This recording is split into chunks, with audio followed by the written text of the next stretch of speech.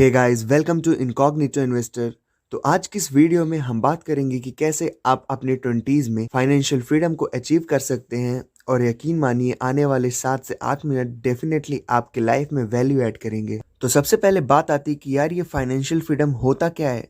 आप में से कई लोगों को पता होगा, but I am damn sure कि 95% लोगों को इसका असली मतलब तो पता भी नहीं होगा। तो फाइनेंशियल फ्रीडम का असली मतलब होता है कि आपको अपने मंथली एक्सपेंसेस कवर करने के लिए पैसे की चिंता ना करनी पड़े। और मैं गारंटी देता हूँ कि आप में से कई लोगों को तो ये भी नहीं पता होगा कि आपको फाइनेंशियली फ्री होने के लिए कितना पैसा चाहिए, क्योंकि ये अमाउंट हर आदमी के लिए अलग अलग होता है। तो अब अगर मैं आपसे पूछूं कि आपको कितना पैसा चाहिए फाइनेंशियली फ्री होने के लिए, तो आप में से कोई बोलेगा कि अरे 5 करोड़। फिर कोई सोचेगा कि नहीं, ये तो बहुत कम है, 15 करोड़ ले लेते हैं। कोई बोलेगा 50 करोड़, जो कि बहुत ही बकवास बात है। और असलियत में आपको फाइनेंशियली फ्री होने के लिए 5 करोड़, 15 करोड़ या फिर 50 करोड़ नहीं चाहिए, बल्कि असलियत में इससे काफी कम अमाउंट चाहिए।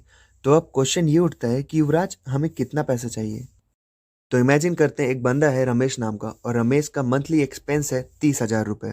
कहने का मतलब है कि अगर रमेश को 30,000 रुपये पर मंथ मिलते रहे बिना कुछ मेहनत किए, तो रमेश एक फाइनेंशियली इंडिपेंडेंट पर्सन है।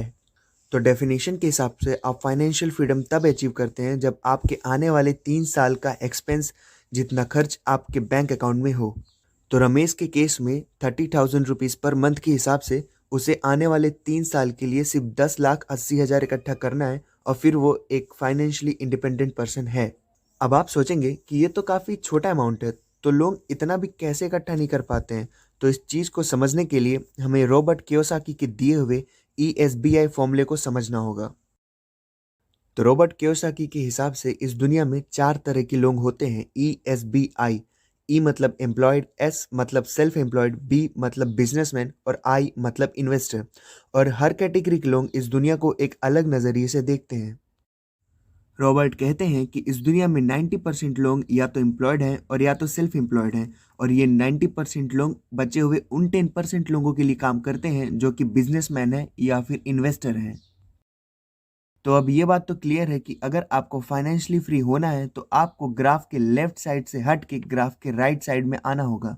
तो अब आप पूछोगे कि यार युवराज, ये किया कैसे जाए। बताता हूँ, पर सबसे पहले आपको अपनी पर आवर कॉस्ट पता करनी होगी। तो अगर आपको फाइनेंशियली फ्री होना है, तो सबसे पहले आपको अपनी पर आवर कॉस्ट पता करनी होगी। पर आवर कॉस्ट का मतलब होता है कि आप 1 घंटे में कितना कमाते हैं।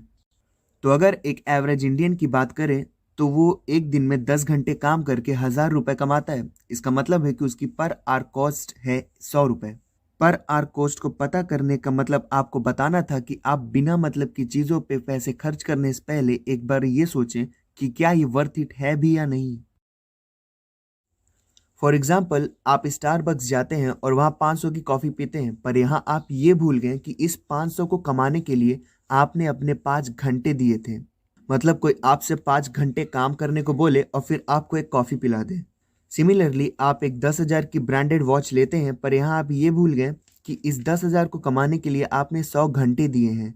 तो यार, कहने का मतलब ये है कि कॉफ़ी तो 50 की भी आती है और घड़ी 500 की भी आती है। तो अब आपने अपनी पर आवर कॉस्ट भी पता कर ली और उसकी रिस्पेक्ट करना भी सीखे। तो अब अपने नेक्स्ट स्टेप में आपको ये समझना होगा कि यार इंडियन मिडिल क्लास के साथ प्रॉब्लम क्या है।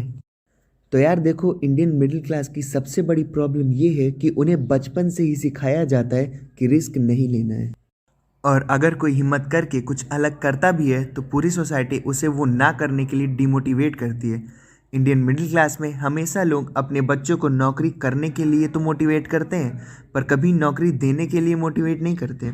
वो हमेशा कहेंगे कि नहीं, बिजनेस नहीं करना, उसमें बहुत रिस्क है।